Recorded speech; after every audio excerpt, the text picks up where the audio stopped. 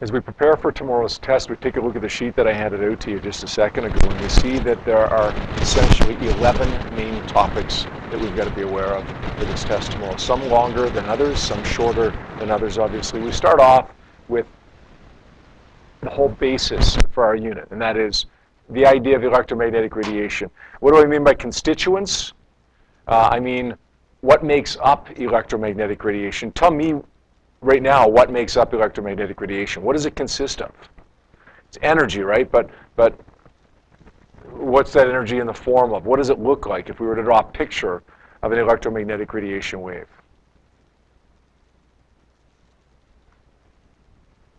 Yeah, Ryder's doing the crazy thing like that. It consists of, what's this part, Ryder, if you're doing this part right here? Okay, magnetic field wave. Magnetic field wave. What's this part if you're doing this part right here? The electric field wave. It doesn't really matter which one is which, right? We know that there's an electric field wave that's sinusoidal, that's changing. We know that there's a magnetic field wave. We know that they're perpendicular to each other. That's one of the characteristics that we talk about, right? These waves are perpendicular to each other. We also know that it's perpendicular to the way the wave travels. So if one is like this on the x-axis, one is like this on the y-axis, then the other is going to be like this on the z-axis. Between the electric field wave, the magnetic field wave, and the way that it moves, all three of those things are going to be perpendicular to each other, 90 degrees to each other. We also know in terms of characteristics that the speed of every electromagnetic wave, some people get confused at this. They say, well, the speed of light is 3 times 10 to the 8 meters per second. But what's the speed of a radio wave? What is it? 3 times 10 to the 8 meters per second. If we're talking about a vacuum or in air, which we almost always are. What's the cause of electromagnetic radiation?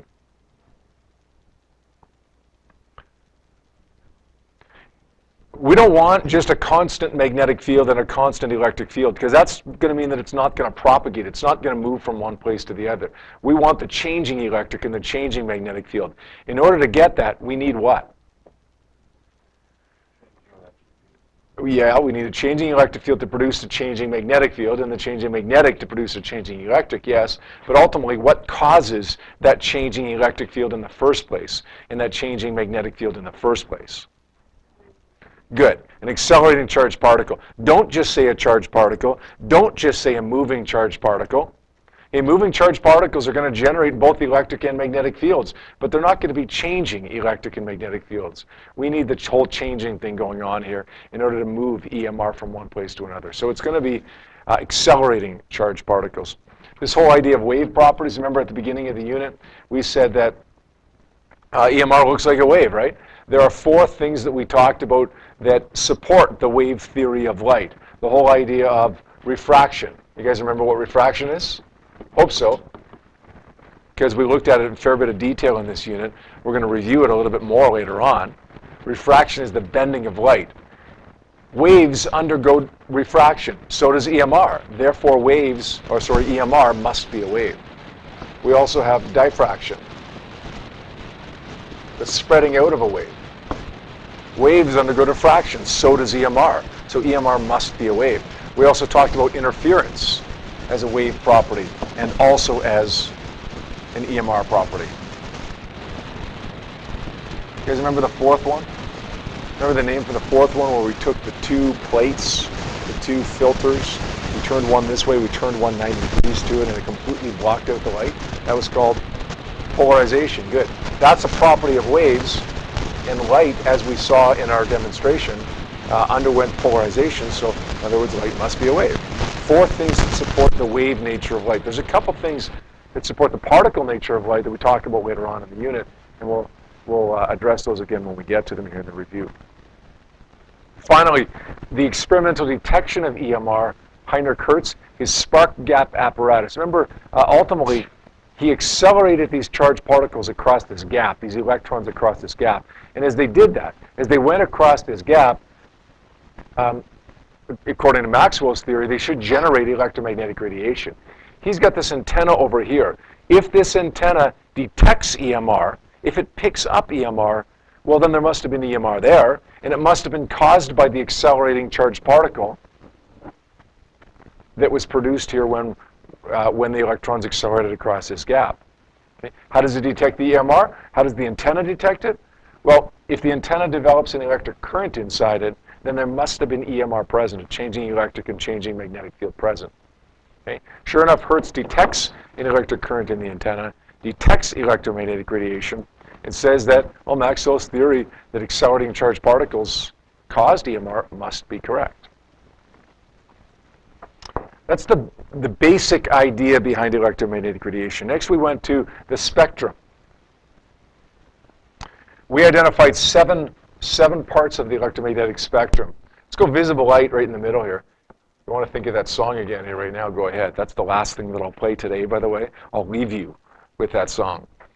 Visible light right in the middle. Of course, visible light is made up of red, orange, yellow, green, blue, indigo, and violet. Tell me what's below red. What's below red? Microwaves are below red, but not directly. What's directly below red? Infrared.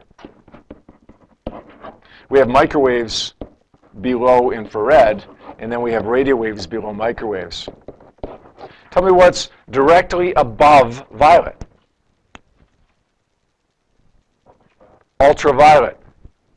And then, of course, after ultraviolet, we have X-rays, and then after X-rays, we have gamma rays. This is ranked in terms of frequency. So radio waves have the lowest frequency. They also have the lowest energy, but they have the highest wavelength. So if you have to rank these things, and there's a pretty good chance that you will have to rank these things, then let's make sure that we've got the order straight, okay? The order that we remember them in is in terms of frequency and energy. If you have to rank them in terms of wavelength, it's going to go exactly the opposite. What causes radio waves? Radio waves, by the way, which are used in television, radios, obviously, basically most kinds of communication we would use radio waves or microwaves. What causes radio waves and microwaves in general? For those electric charges, we need accelerating charged particles of some type. Specifically for radio waves and microwaves, it's charged particles that are going back and forth, oscillating electric charges. Infrared, heat, right? Infrared sensors detect heat. Okay, we can see things based on their heat signature.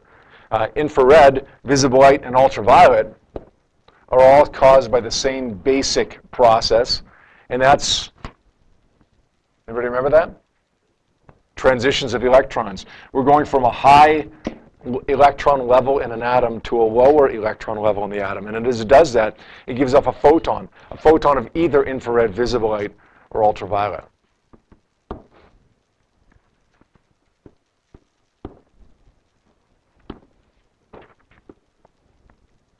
X-rays are produced by? Yeah. Electrons that are going really, really fast. We accelerate them to an incredibly high speed using a potential difference, and then we smash them into something. We rapidly stop those electrons, or rapidly decelerate those electrons. And finally, gamma rays are produced by nuclear decay.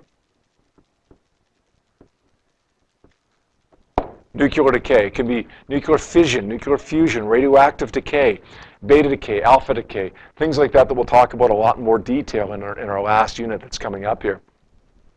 Basically, in that process, matter is converted to energy. When matter is converted to energy, we talked a little bit about that yesterday, right? The whole E equals mc squared thing. Matter converted to energy, gamma rays are released. All right, we also have to know the frequencies, the wavelengths, and the energies of all 7 types of EMR here. But the good news is we only have to actually memorize 3 things. Of the 7 frequencies, the 7 wavelengths, the 7 energies, the 21 different things we have to know, we only have to memorize 3 different ranges. First one's going to be microwaves. Second one's going to be visible light. Third one's going to be X-rays. And we're going to remember those in terms of frequency. Anybody remember the frequency range, please, of microwaves? Good. 10 to the 9 to 10 to the 12 hertz. Visible light's the toughest one because we have to remember specific, more exact numbers for that. Visible light is going to go from 10 to the 14 to 10 to the 14, but specifically from? Good. 4 times 10 to the 14 is 7.5 times 10 to the 14. And X-rays are going to go from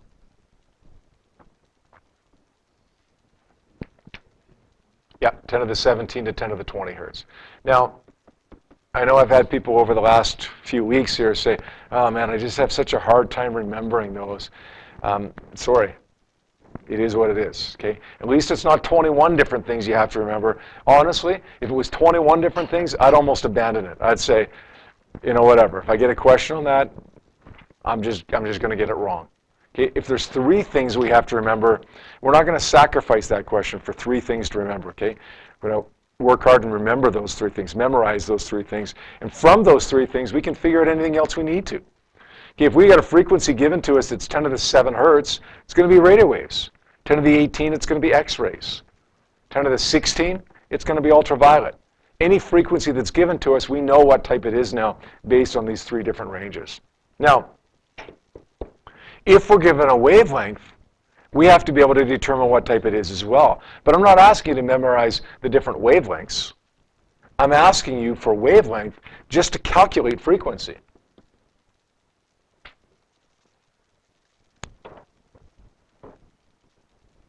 V is equal to F times lambda.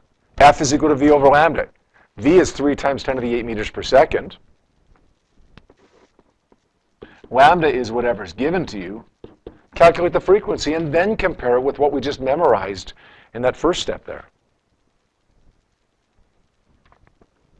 Finally, if you're given a certain energy, you may have to determine what type of EMR it is as well.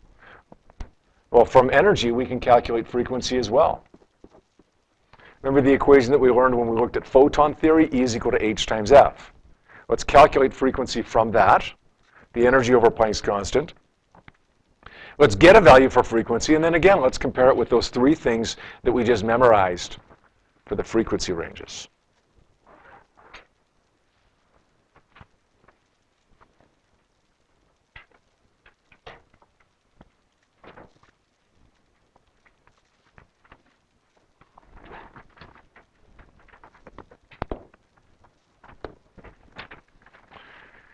When we talk about the speed of light, I broke that down into 3 separate things. The first one was just general speed of light problems. And for that, I mean,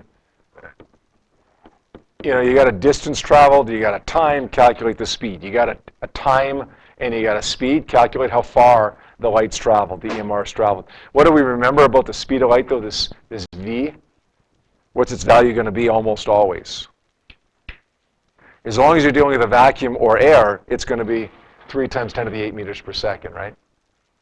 We got one other equation that we can throw into this as well. V is equal to F times lambda. And again, V is 3 times 10 to the 8 meters per second. There was a question on the practice test yesterday, and I know some people are still going to work on the practice test at lunchtime today, so I'm sorry if I'm going to give this away right now. There was a question on the practice test that said, the speed of EMR is dependent upon what? Or the speed of EMR is caused by what? And one of the options was the medium. One of the options was wavelength. And I can't remember what the other options were, to be honest. Okay, a lot of people were saying it's wavelength. And they looked at this equation and said, oh, okay, look, wavelength affects speed, right? So that's got to be the answer. But ultimately, it's not wavelength that determines what the speed is. Okay, it's the frequency and the speed that determines what the wavelength is. The speed of the wave, the speed of the EMR is dependent upon what medium it's in.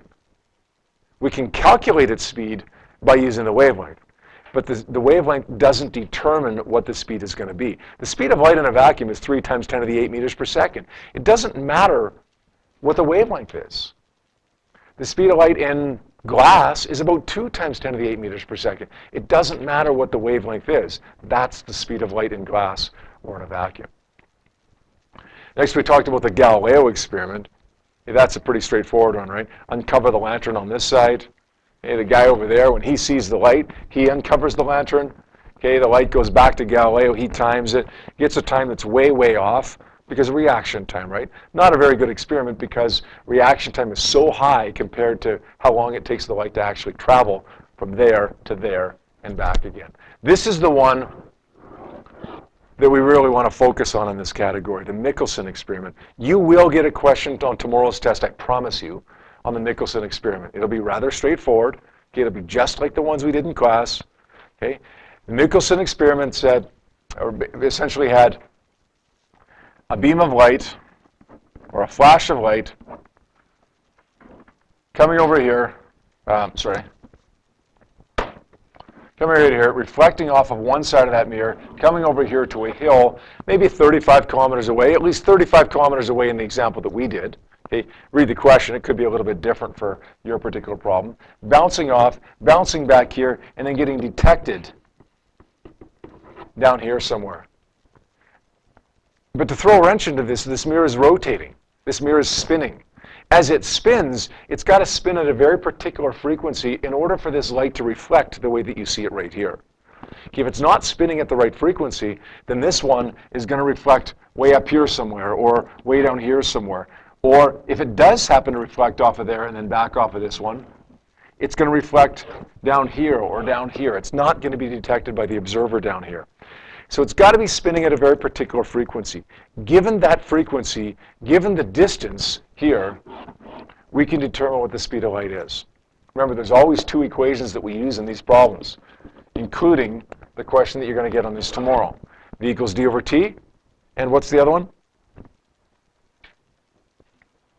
T equals 1 over f. Always. Always. Every single time, start with those two equations. Okay, I'm telling you how to do tomorrow's test question right now. 1 out of 17 questions. I'm telling you exactly how to do it right now. Plug in your numbers. Okay, whatever you have. You're going to end up solving for either this or this first. Doesn't matter which one.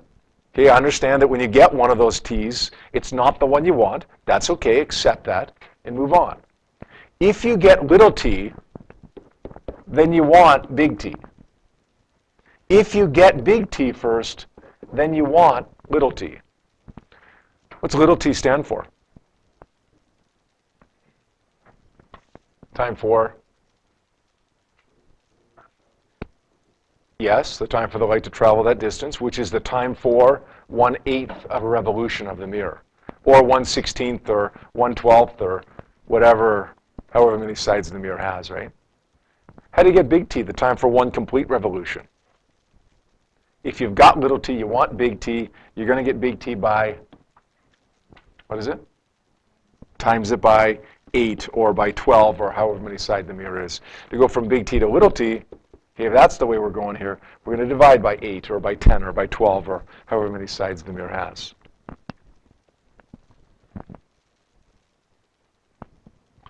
Once you've got the t that you want, plug it into the equation and solve for whatever variable it is that you're looking for.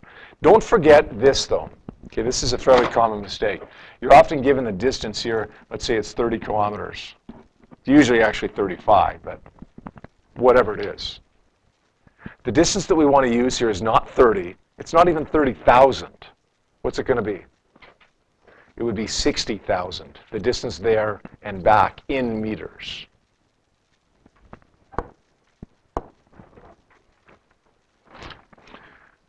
This is the quickest, shortest thing. This is easy, right? The law of reflection says the angle of incidence equals the angle of reflection. So if you've got a surface right here, always measured from the normal line, by the way. This is 30 degrees. It's going to bounce off at 30 degrees. That was pretty straightforward.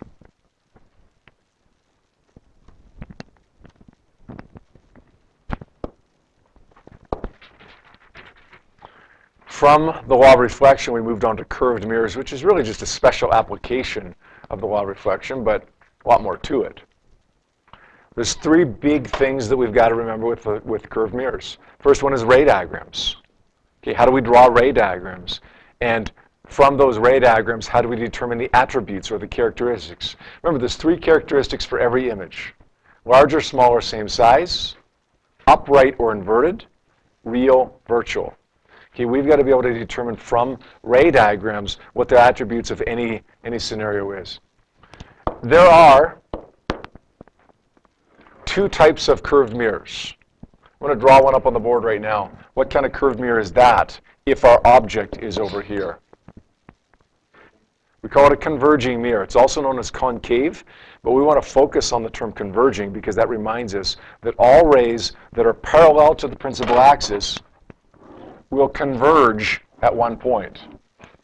A converging mirror, all rays parallel to the principal axis converge at that one point. What do we call that one point? Focal point, good. What kind of focal point is that? Is that a real focal point or a virtual focal point? It's a real focal point, right? Because rays really converge there. So if we go to do our mathematics, we would make that a positive F because it's a real focal point. As opposed to this kind of mirror, we got our object over here reflecting off of this mirror. What kind of mirror is that? Diverging, yeah, it's a diverging mirror, also known as a convex mirror, but again, we're going to focus on the converging and diverging because that's going to remind us that all rays parallel to the principal axis diverge away from a particular point over here. That point over here we call the focal point again. Is that a real focal point or a virtual focal point? Virtual focal point because rays don't really converge there. If we plug that into an equation, we're going to make that focal point a negative value. Okay, when you see a problem, make sure you circle whether it's converging or diverging. As soon as you see converging, write down F positive. As soon as you see diverging, write down F negative. Just to remind you of that when you go to do the math, okay? All right, so how do we draw those ray diagrams? For converging mirrors, we got a focal point right here. This would be what? What do we call this? 2F, yeah, we could call it 2F, or we could call it C, the center of curvature. It's the middle of the circle here, okay? And it's going to be twice the focal length. We put an object way out here. First ray that we're going to draw is going to be parallel to the principal axis, and then it's going to go down through the focal point. Second ray is through the focal point, and it's going to go parallel to the principal axis. The image that's formed there is going to be right there. It's going to have three characteristics. It is smaller, it is inverted, and it's real or virtual. Real, how do you know? Solid lines intersect. Good, solid lines intersect. Good. Let's do one more ray diagram for converging here. Let's put our object inside the focal point this time. First ray is going to go parallel, and then it's going to go down through the focal point.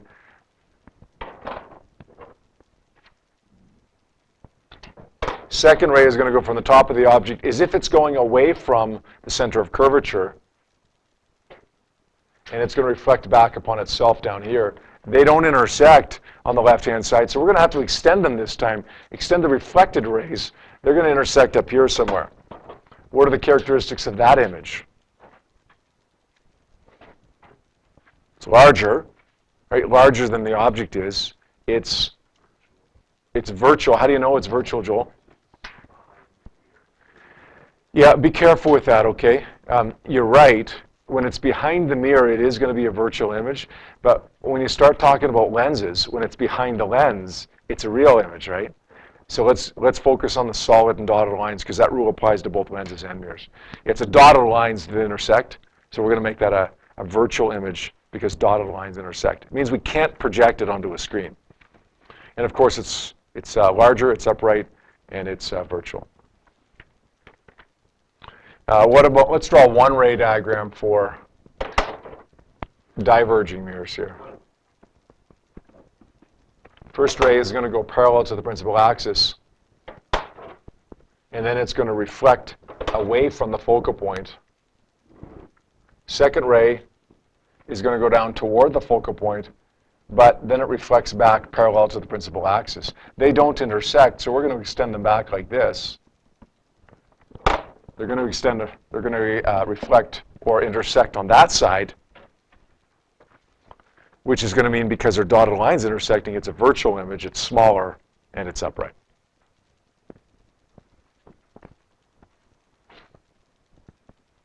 What about our sign conventions here?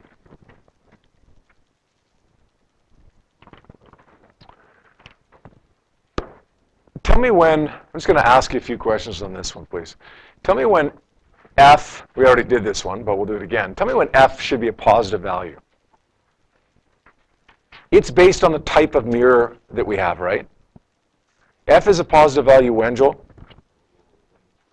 When it's a real focal point, and it's a real focal point when it's a converging mirror. Good. DO is always going to be positive for us. Tell me when HI is positive. HI positive. Yep. Good. When the image is upright, it has nothing to do with real or virtual. It has everything to do with whether the image is right side up or upside down. Tell me when DI is positive.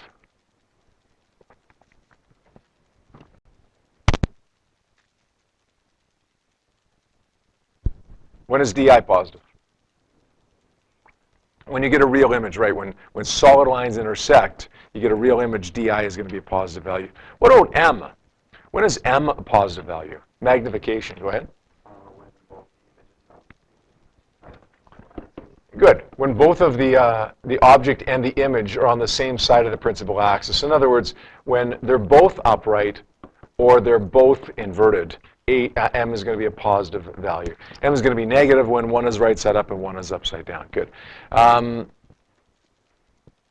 What about HO? The H's aren't based on real or virtual, right? The H's are based on, right, the object is upright. Now, it's rare that the object would be upside down, okay, but if it is, make sure you make HO a negative value. The big thing with those sign conventions, the two big things are this. Number one, you've got to know what sign to put into these two equations that you see up on the board here, whether you put in a positive or a negative value. But the other thing is, when you solve for something, sometimes you have to determine the attributes of something, the characteristics of something, without drawing a ray diagram. Sometimes you've got to be able to determine the attributes just by looking at your answer. If I get a negative DI, that tells me it's a virtual image. If I get a negative M, it tells me that the image is flipped over from the object. Okay, if I get a positive HI, that means my image is right side up. So we've got to be aware of those sign conventions to put them into the equations, but also when we get a number out, we have to know whether it's right side up, upside down, real, virtual, and so on.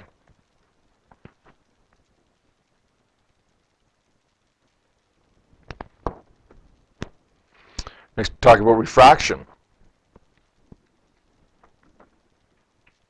And specifically, refraction is the bending of light, of course. Specifically, we talked about the index of refraction.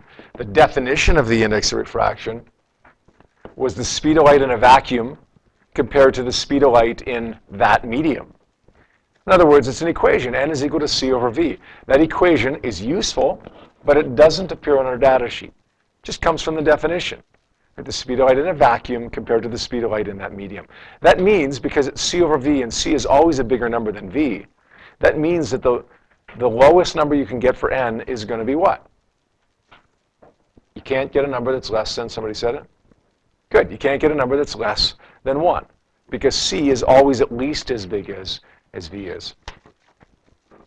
We talked about dispersion. Does anybody remember what that was? It's related to refraction, you can see here. When white light goes into a prism,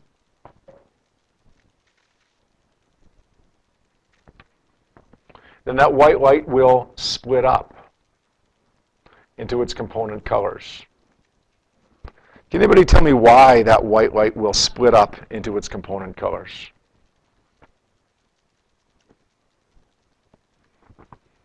Let's say this prism is made out of glass, and let's say it has an index of refraction of 1.50.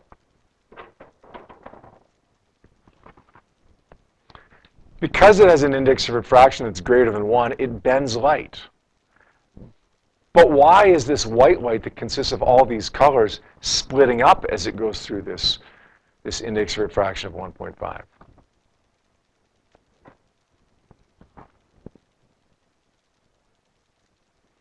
Dispersion is that process whereby white light splits up when it goes through this prism. Now that happens because this prism, this glass, doesn't actually have an exact value for the index of refraction of 1.5. It's slightly different for each different frequency, each different wavelength.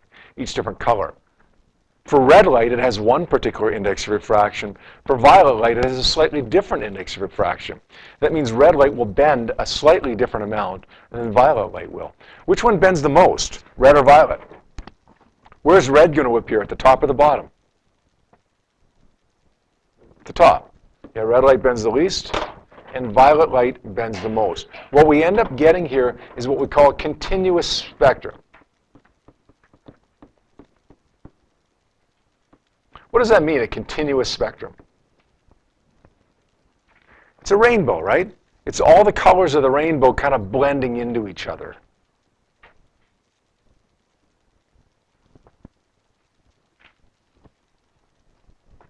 We get one single continuous spectrum, one single rainbow, red, orange, yellow, green, blue, indigo, and violet, that's formed as a result of that glass or plastic or whatever it is having a slightly different index of refraction for each different color.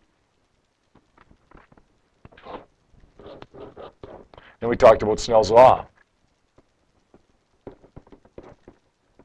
Just an equation. The only thing that I'll remind you of right here, we won't do any problems with this. The only thing I'll remind you of is to make sure that when you're doing the 1 over 2, 1 over 2, 1 over 2, you remember that n is 2 over 1. It's on your data sheet. You don't have to memorize that, but it's still a fairly common mistake that people make. Finally, total internal reflection occurs when we have a ray of light striking a boundary between two different media, and instead of refracting, instead of going into the new medium, it reflects off like this. Okay, total internal reflection. Now, when does that happen? Let's say we've got an index of refraction that's 1 right here, and something that's 1.50 right here. What's going to happen to that light as it goes into that new medium with the index of refraction of 1.5? Is it going to speed up, or is it going to slow down? Because it's going from low to high, it's going to slow down. If it slows down, V gets smaller, then lambda will also get smaller, and theta will also get smaller. It's going to bend this way. You can't get total internal reflection taking place when light slows down. You can't get it taking place when theta 2 is less than theta 1. The only way that you can get it taking place is when theta 2 is bigger than theta 1. In other words, when we're going from something that has a high index of refraction to something that has a low index of refraction, from high to low. That ray of light is striking the boundary again because V increases, lambda increases, and so does theta increase. It bends away from the normal line. If we increase the angle of incidence to a great enough degree here, then what we can actually get is that ray of light not refracting at all, begins to reflect.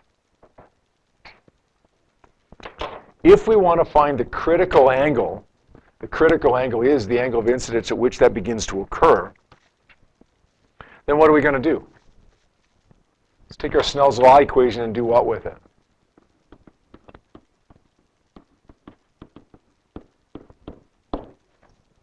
Want to solve for theta c? What's the value of theta 2? 90 degrees. Only when you're solving for the critical angle. Okay, when you're solving for the critical angle, let's make theta 2 90 degrees. Now, let's not get mixed up between N2 and N1. Draw the picture, draw it out to remind yourself of what's N2 and N1. The good news is if you do mix them up, you're going to get an error on your calculator. If you get that error on your calculator, it's almost certainly because you mixed up N2 and N1. Flip them around, try it again.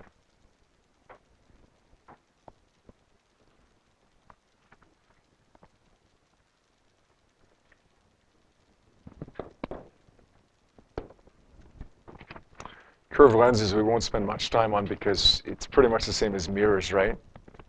A couple little things. What kind of lens is this? If that was a mirror, that would be converging. If it's a lens, it's diverging.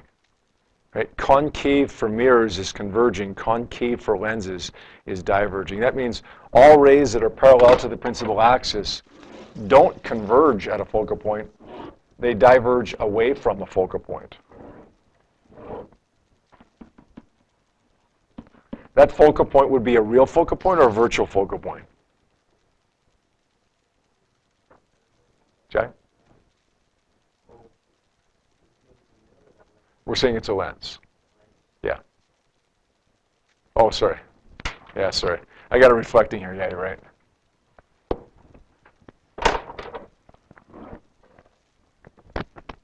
Yeah, I was drawing as if it was a mirror, right? Kind of.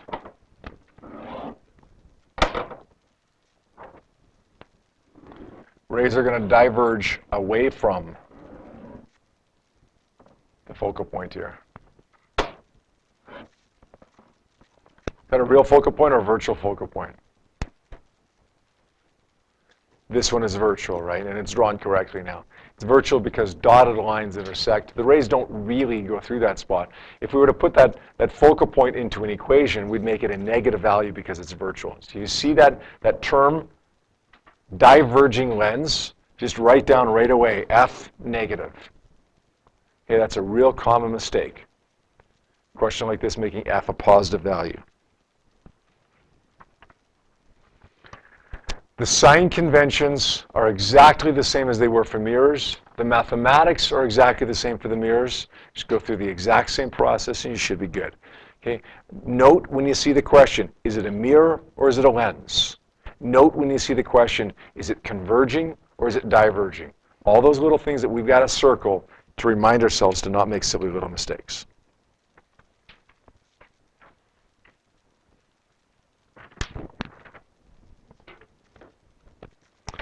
Let's do one quick example of an object.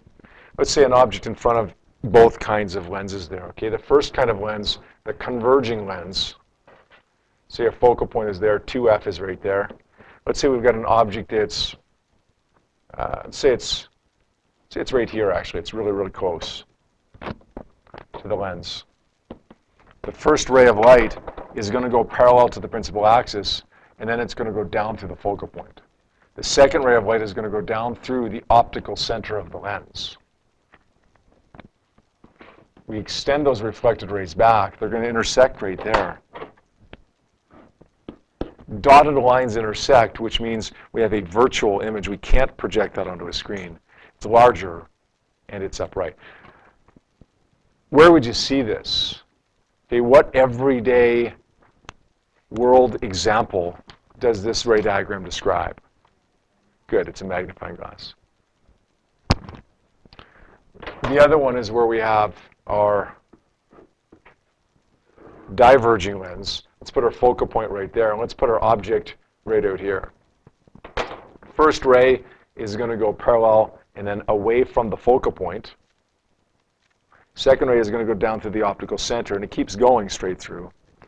Let's extend both of them backwards here. They're going to intersect right here, giving us also a virtual image. Can't project it onto a screen. It's upright, and it's smaller than the object is. Is that good?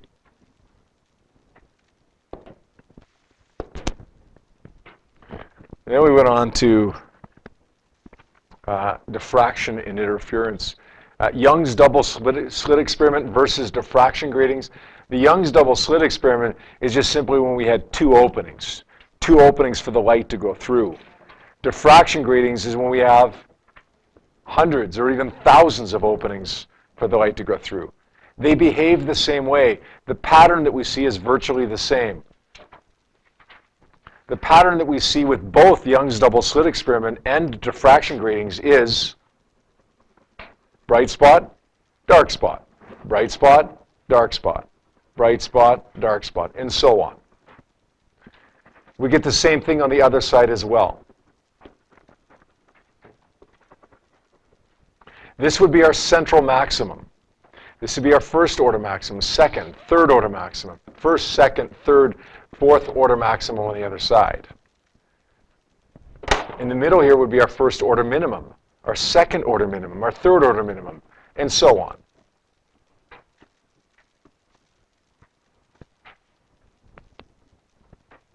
This is the pattern that you see if you have monochromatic light, one-colored light. If we have polychromatic light, if we have white light, let's say, like we did in dispersion, white light strikes the prism and then splits up, the same basic phenomenon will happen here with a few differences. If we have white light, then we're still going to see the bright spot, dark spot, bright spot, dark spot, bright spot, dark spot. But the bright spot is going to be a spectrum. Because the bright spot, there's going to be a bright spot for each different color. Each different color diffracts at a different angle. Lambda is equal to d sine theta over n.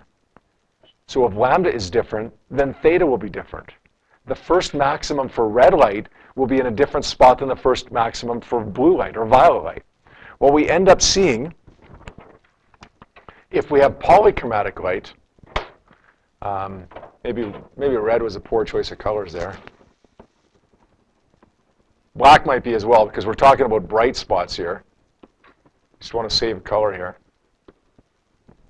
What we end up seeing if we have polychromatic light is still that central bright spot, which is all of our colors. Okay, it's bright light, all the colors, it's white light. But for the first order maximum, we see some red and some orange and some green, yellow, green, blue, indigo, and violet. We see the red light way over here. We see the violet light over here. And then we see the other colors in between. We get another maximum over here with the red light, the violet light, and then every other color in between. And so on and so on and so on. This would still be our central maximum. This would still be our first order bright spot, but it just consists of more than one color. This would be our second order bright spot, and so on and so on and so on. What do you notice about the difference between the similarities? We still get the maximum, the bright spot, the minimum, the dark spot, the bright spot, the dark spot, the bright spot, the dark spot. Okay, that's what's similar about it. What do you notice about the difference between this and this? Well, here we're getting, in the second diagram, we're getting all these different spectra, multiple spectra. We're getting a spectrum right here corresponding to a bright spot, a spectrum right here corresponding to a bright spot, and so on and so on and so on. These, by the way, over here we call this a continuous spectrum, right? Because it was a rainbow. They all blended in together. This one we call a bright line spectrum because it's individual lines, right? Red, orange, yellow, green, blue, indigo, and violet separated from one another.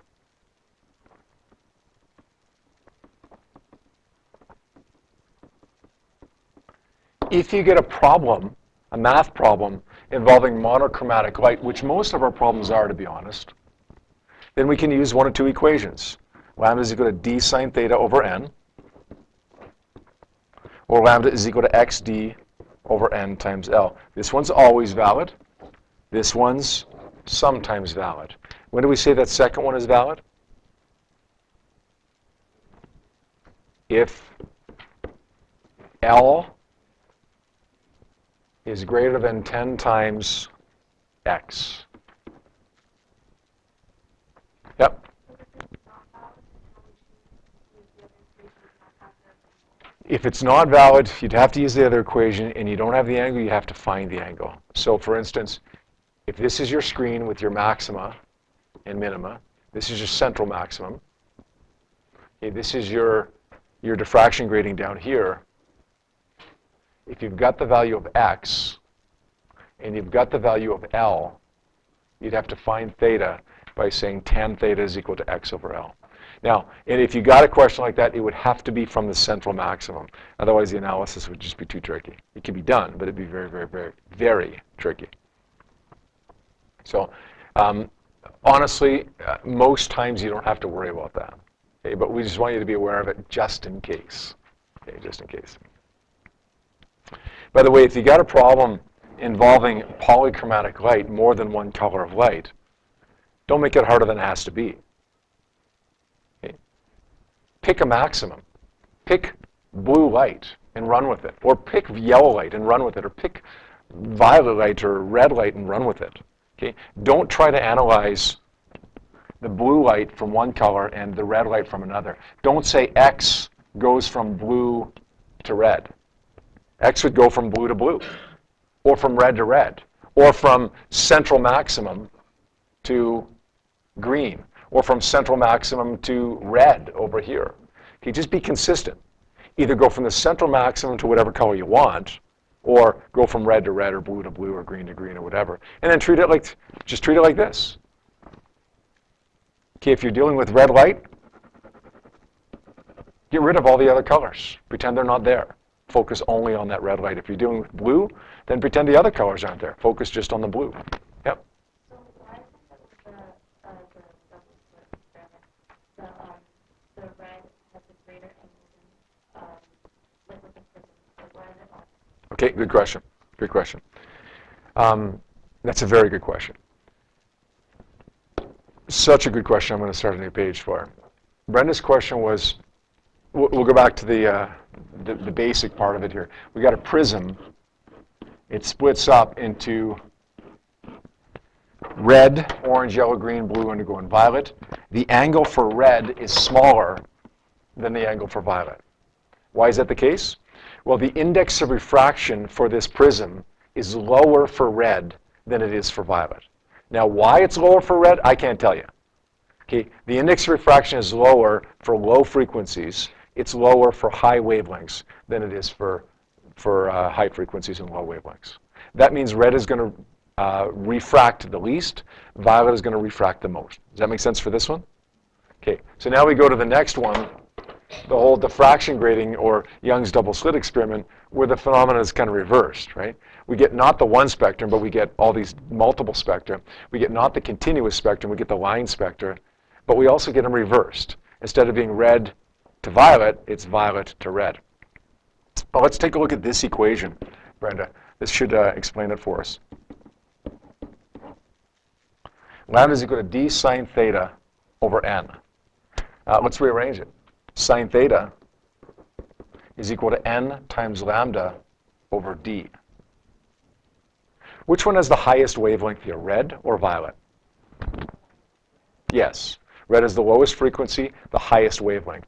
If wavelength is higher, theta is going to be bigger.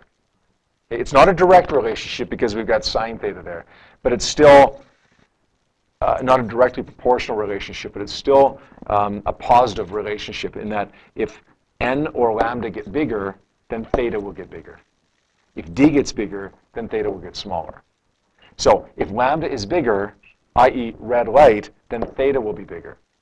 That means when we go back to this picture here, red light will be spread further out than blue light will because theta for red is going to be bigger as measured from the central maximum. Okay, does that make sense? Basically, if we've got red and violet here within one maximum, okay, that's our, let's say our first order maximum. This would be our central maximum. Theta for violet light is a certain value. Theta for red light is bigger because lambda is bigger. Okay? So that's a good way to remember that, actually. It's a great question. It's a good way to remember it. If you happen to forget which one, is it red to violet or is it violet to red? You always get those mixed up. Just take a look at the equation. Say, okay, if lambda is bigger, then theta is going to be bigger as well.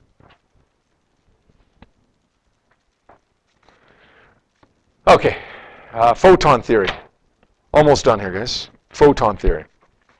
Basically, talked about photon theory. Einstein's photon theory, 1905. Light exists as a particle. What's the definition of a photon again? A particle of light, quantum of energy, a little bundle of energy, right? A quantum of energy. And then, of course, we had a couple equations associated with that. E is equal to HF, or E is equal to HC over lambda. H being two different values. If you're confused about when to use which one, then just always use the one with joules in it. Even if it does mean some extra conversions, you can always use that. It always works out. Then we talked about the photoelectric effect. That's our last big thing that we did. Yesterday we spent a little bit of time on the Compton effect, but that's relatively small. Light strikes metal. Sometimes an electron is ejected.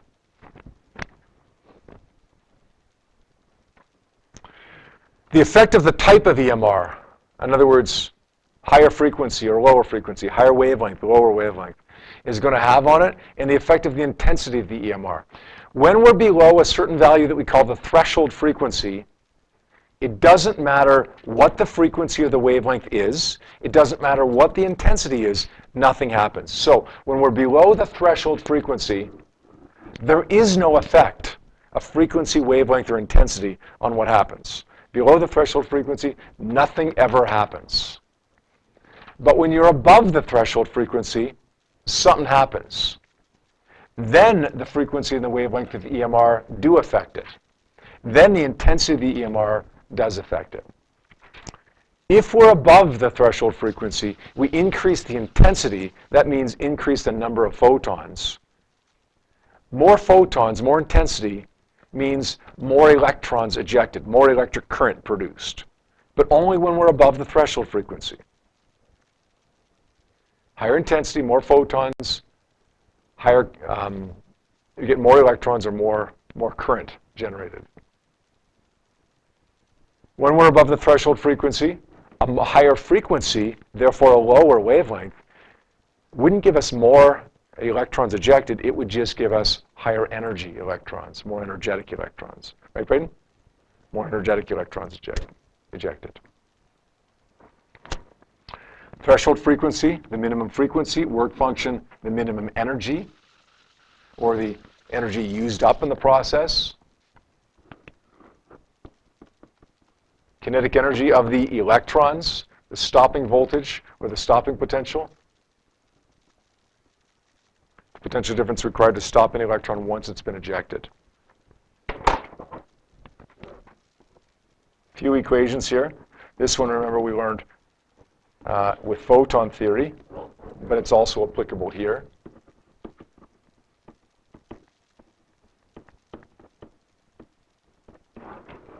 HC over lambda max, right? Min frequency, max wavelength.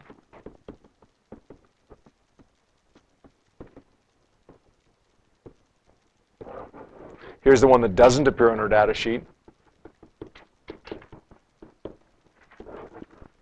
This one comes from the law of what? The law of conservation of energy, yeah. So it doesn't appear on our data sheet, but we can figure it out from EI equals EF plus whatever we used up in the process.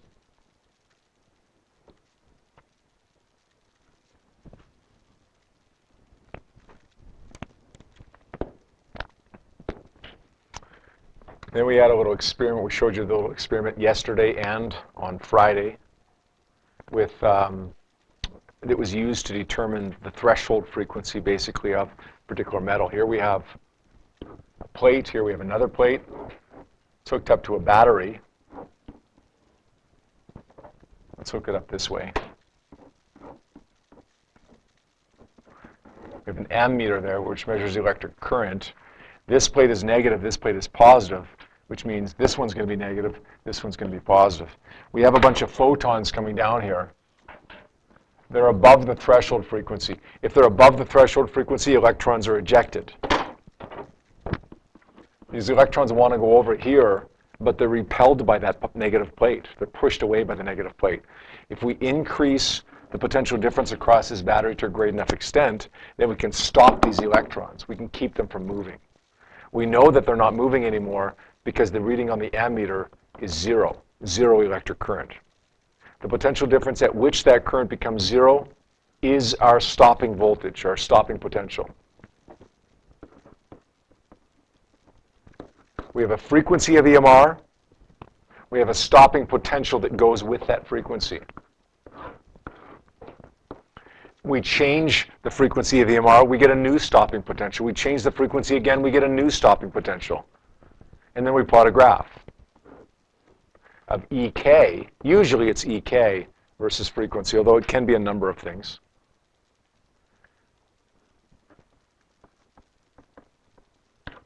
That graph's going to be a straight line. What did the slope of that graph represent? Do you remember?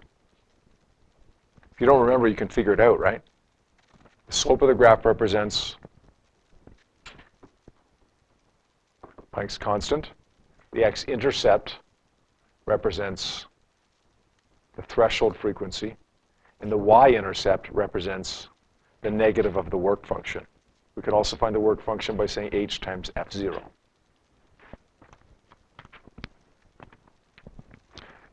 There are other graphs that we can see here as well. We talked about some of them right in class. You may see one that you've never seen before, okay? We have to be able to deal with that. You know, the whole y equals mx plus b thing, we'll figure it out. You don't panic about it, just figure it out. If you do see a graph you've never seen before, okay, I don't want you to sweat it. I don't want you to try to remember anything. I don't want you to just say, oh, it must be this. I want you to just logically think about what it might be. You can do that. And finally, at the bottom there, it says evidence for the particle theory of light. Okay? Polarization, refraction, diffraction, interference all provided evidence for the wave theory of light. The photoelectric effect provides evidence for the particle theory of light. As does the Compton effect, by the way, provide evidence for the particle theory of light. Compton effect, X-ray or high energy photon strikes a metal, electrons ejected. Second, less energetic, higher wavelength photon ejected as well. Conclusion, photons have momentum. We won't derive the equations for this again. The energy of a photon is equal to its momentum times the speed of light. That's on our data sheet. The momentum of a photon is h over the wavelength. That's on our data sheet. And then the fun one, delta lambda is equal to h over mc times 1 minus cosine theta. What's theta stand for?